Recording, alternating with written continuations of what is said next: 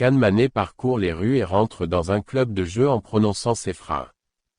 Ça ne coûte pas grand-chose de donner vie à un être humain.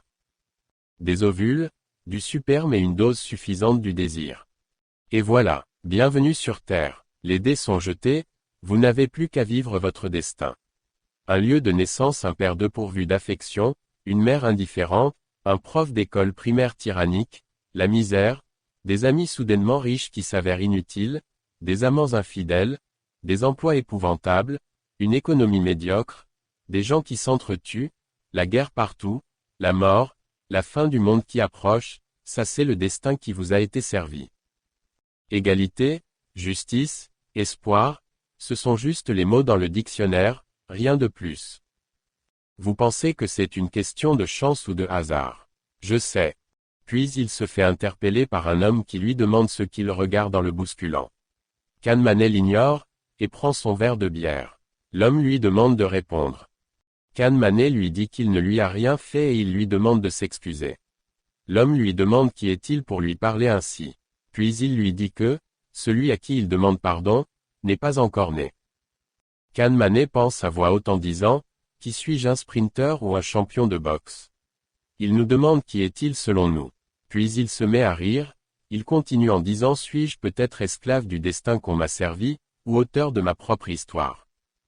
L'homme lui donne un coup de poing. Kan Mané dit qu'il nous parlera de courage et de bravoure, ça le connaît. Il nous promet de la douleur, du sang, de la peur, des larmes, de la fureur, de l'épuisement et de la guerre, mais aussi du paradis sur terre. Il dit encore qu'on peut être qui on veut dans la vie. Kan Mané convoque une réunion d'urgence, il réunit tous les travailleurs dans les locaux de la chaîne de télévision. Les collègues lui demandent si tout va bien, il leur répond que oui, mieux que jamais. Il leur dit que le programme de demain va changer, ils changent d'invité et ils ont jusqu'à demain midi pour réarranger toute la production, la déco, la musique et tout le bazar. Il y a un employé qui lui dit que c'est impossible, parce qu'ils n'ont pas assez de temps. Kan Mané lui répond que c'est possible s'il commence maintenant. L'employé lui dit que non, c'est de l'ordre de l'impossible et que les audiences sont remarquables, pourquoi changer? Kan lui répond que c'est de ça qu'il veut parler et s'ils ne sont pas prudents, ce succès les mènera vers l'échec. Il leur dit encore que c'est parce que le programme marche qu'il passe à 3 émissions par semaine. Kan Mané dit que c'était trop facile d'avoir une émission par semaine, mais maintenant il guette le classement de chacun des 3 jours.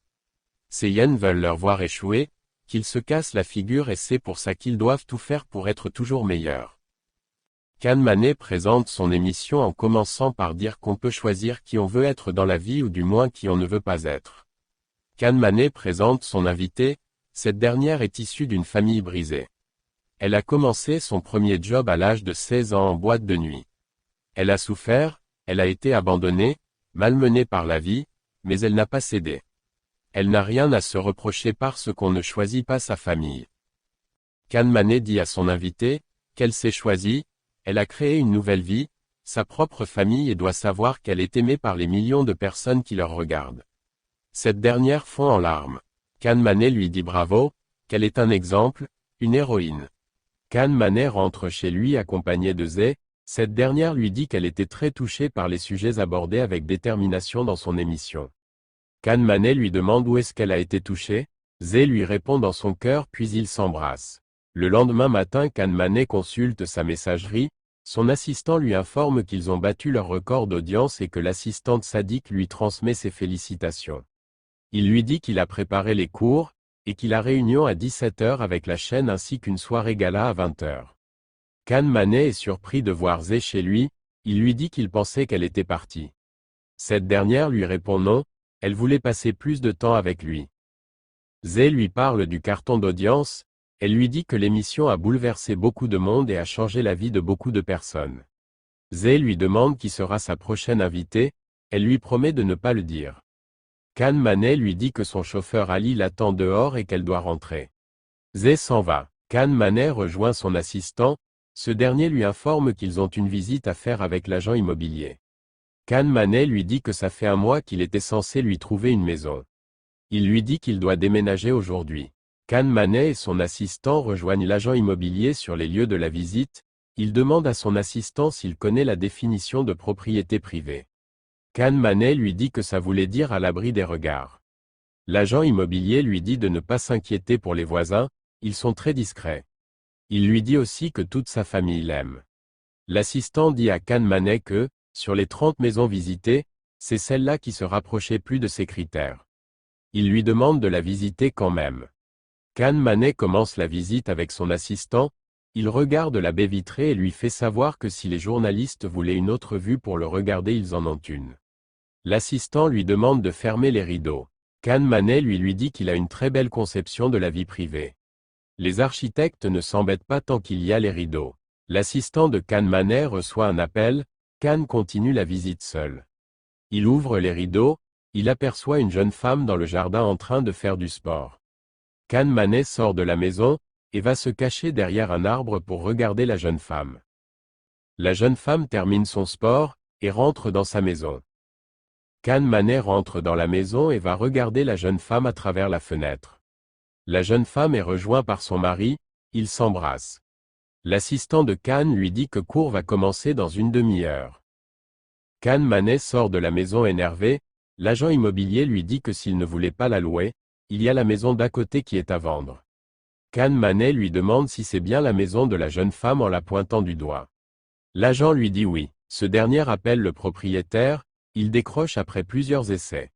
L'agent immobilier lui dit qu'il y a un acheteur qui veut visiter la maison, et que c'est urgent. Il lui dit que le monsieur est pressé, et que c'est une chance pour lui. Denise ouvre la porte, l'agent immobilier lui fait savoir que Kan Manet a visité la maison voisine et qu'il voulait aussi visiter sa maison. Denise lui dit que sa maison n'est plus à vendre, et qu'il a fait circuler l'information. Kan Manet lui dit qu'il n'est pas intéressé par la maison, mais plutôt par la musique. Il reconnaît la musique de Chopin, qui est du Nocturne posthume, et ensuite il lui demande le nom de l'interprète de cette version. Denise lui dit qu'il est inconnu. Kan Manet s'excuse pour le dérangement. Denise lui demande si c'est bien Monsieur Manet, puis l'invite à rentrer. Monsieur Manet tombe sur une symphonie Beethoven numéro 5, il lui dit qu'il a aimé ça aussi mais celui de Berlin 1962 reste difficile à détrôner. Il lui dit qu'il a 2 copies, il lui en donnera un, et ajoute que vaut mieux que ça serve d'inspiration à un bon interprète qu'à lui. Il lui dit encore que s'il aspire à être célèbre qu'il le lui fasse savoir. Dourou fait son apparition, elle demande à Denise s'il n'a pas ses clés parce qu'elle est en retard. Denise retrouve les clés de Dourou. Il les lui donne, puis subitement le téléphone sonne. Il se déplace pour décrocher. Dourou s'excuse, puis dit bonjour à Kan Manet, elle lui dit être impressionnée par sa rencontre avec une célébrité. Elle se présente à son tour en lui disant que c'est Rihanna. Puis elle lui dit qu'elle s'appelle Dourou. Ils sont rejoints par Denise, Dourou s'en va et dit au revoir. Kan Manet demande de l'eau à Denise, puis lui dit qu'il doit s'en aller. Denise lui demande s'il a pris une décision pour la maison. Ce dernier lui répond que non, il doit encore réfléchir. Kan Manet se rend à l'université où il donne cours, son assistant Kaya lui dit que ses notes pour la réunion sont prêtes, il pourra y jeter un coup d'œil avant la réunion. Kan Manet rentre dans la salle, une étudiante en retard se jette devant la porte avant que Kaya ne la ferme. Tout le monde se met à rire. Kan Manet leur demande « Pourquoi on se moque de celui qui tombe ?» Une étudiante répond parce que c'est rigolo. Il lui dit qu'il lui conseille de ne pas compter sur son cerveau en situation de survie. Cette dernière s'excuse. Kan Manet demande à l'étudiante en retard de partir, il la mettra absente. Cette dernière lui dit que dans la charte qu'il a communiquée en début d'année, il a dit qu'ils ne seront pas admis après la fermeture de la porte et non, si la porte est entr'ouverte. Kan Manet l'invite à prendre place, puis il leur donne un devoir à faire demain sur la géotologie. Il leur dit que c'est une mauvaise nouvelle pour ceux qui font du copier-coller, ils devront faire travailler leur cervelle. Il leur demande de faire une rédaction bien détaillée sur la façon que Umberto Eco le traite dans son roman. Kan Manet continue son cours, il pose des questions, l'étudiante en retard répond. Le prof dit qu'il y a au moins une étudiante dans cette assemblée qui est sûre d'être une bonne thérapeute. Il fera donc la leçon pour cette étudiante diligente et attentive. Il leur dit que si on veut comprendre l'âme de l'être humain, il ne suffit pas juste à chercher à comprendre l'art. C'est nécessaire d'y prendre plaisir. Kan Manet demande à ses étudiants pourquoi nous aimons certaines œuvres d'art tandis que d'autres nous mettent mal à l'aise. L'étudiante en retard répond Phi. Kan Manet parle de Phi, puis il se met à penser à Dourou. Ce dernier annule son cours, il leur dit qu'il a une urgence puis s'en va. Son assistant Kaya le rejoint, il lui demande quelle urgence a-t-il? Kan Manet lui répond si tu as cru, les autres aussi l'ont cru. Kan Manet demande à Kaya d'annuler tous ses rendez-vous, Kaya lui demande s'il doit aussi annuler le dîner. Kan Manet se rend chez Zeti, cette dernière lui demande ce qu'il fait là. Kan Manet lui répond qu'elle lui manque peut-être. Ensuite elle lui demande ce qu'il a au visage. Il lui répond une bagarre. Elle lui dit encore qu'elle voulait lui envoyer les fleurs pour le féliciter mais elle ne l'a pas fait parce qu'elle s'est dit que tout le monde allait le faire. Kan Manet lui dit qu'il ne savait pas qu'il s'intéressait maintenant à l'audimat.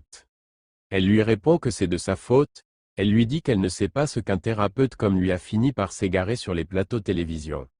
Kan Manet lui demande si elle n'a rien à se reprocher. Il lui demande encore si elle lui a montré le bon chemin, et lui il a fini par s'égarer. Elle lui demande qu'est-ce qui le perturbe.